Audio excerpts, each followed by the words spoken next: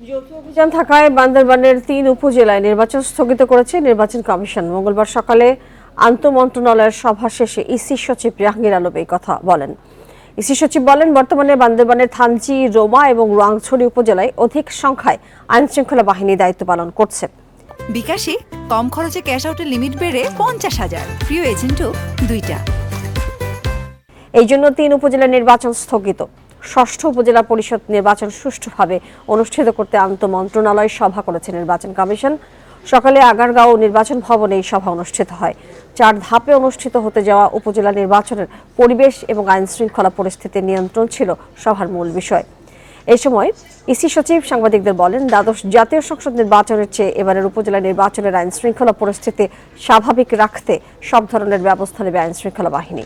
এ সময় তিনি আরও জানান, পার্বত্য জেলা বান্দরবানের 3টি উপজেলা থানচি, রুমা এবং রোয়াংছড়িতে যৌথ বাহিনীর অভিযান চলমান থাকায় এই 3 উপজেলা নির্বাচন স্থগিত করা হয়েছে।